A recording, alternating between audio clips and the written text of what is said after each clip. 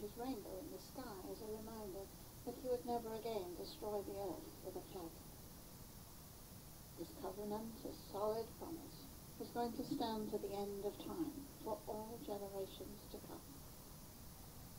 Never, never would God send a destructive flood of that magnitude again. This week, we hear how God established a covenant with Abraham. This is the second time that God had spoken to Abraham on the matter of a covenant.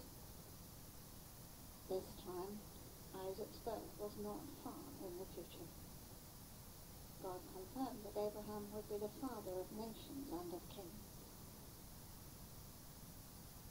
God promised that he would be God of Abraham's descendants for the generations to come. This was to be an everlasting covenant. Later still, God made a covenant with King David that he would establish David's dynasty forever. Your house and your kingdom shall endure forever before me. Your throne shall be established forever. The Jews understood the fulfillment of this covenant to rest in the person of the Messiah, who would be born of the tribe of Judah in the house of David. There's a pattern in God's covenants. They are designed to last forever. God is serious about his promises. The dependable, a forever God, for everlasting, for all generations to come. Imagine then Peter's shock when he heard Jesus say that he would be killed. Peter had only just stated that Jesus was the Christ, the Messiah. The Messiah was going to last forever to fulfill God's covenant with David. That was the expectation of the teachers of the law. How could he be killed? That would undermine God's covenant completely. Is there any wonder that Peter rebuked Jesus? Perhaps it was obvious to him that Jesus had got things wrong and needed setting straight. Perhaps Peter was afraid to lose what he had only just found. Jesus' response to Peter seems extremely harsh, calling his disciple Satan. Misguided, perhaps, but the devil? Surely, Peter was not that bad. The trouble was that Peter's rebuke meant that Jesus should not walk the path he was determined to walk to the cross. That is exactly what Satan was attempting to achieve in the temptations of Jesus in the wilderness. Satan's ploy has always been to sow the seeds of doubt in the minds of those who try to follow God's ways. He's done that since he tempted Eve. He always suggested there is a better way, a more pleasant way, a more rewarding way. Peter was a huge danger to Jesus at that moment.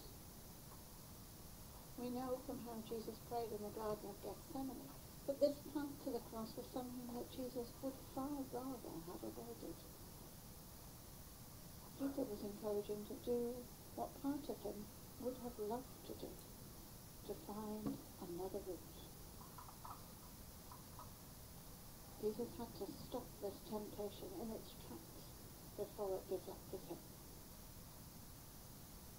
What Peter had overlooked, that Jesus kept before him, were God's words through Isaiah about the suffering servant. Yet it was the will of the Lord to crush him. He has put him to grief. When his soul makes an offering for guilt, he shall see his offspring, he shall prolong his days. The will of the Lord shall prosper in his hand. Out of the anguish of his soul he shall sing and be satisfied. By his knowledge shall the righteous one, my servant, make many to be accounted righteous, and he shall bear their iniquities. That Peter, we too tend to flinch at the idea of suffering, our own or that of others. We would rather avoid it if at all possible. Our human thinking cannot easily see a purpose in suffering.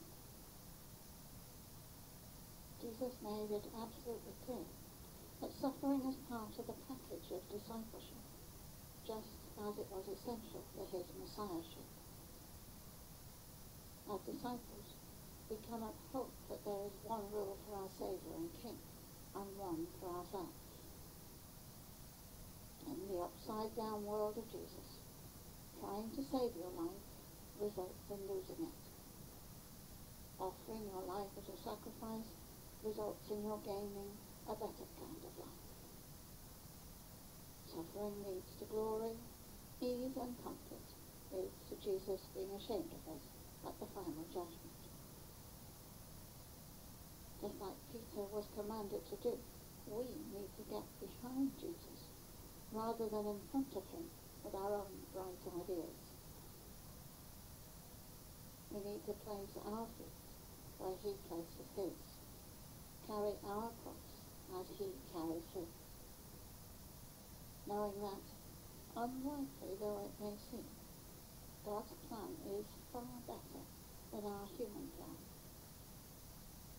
God will keep his covenant for all generations as he promised, but he will do it his way and not ours.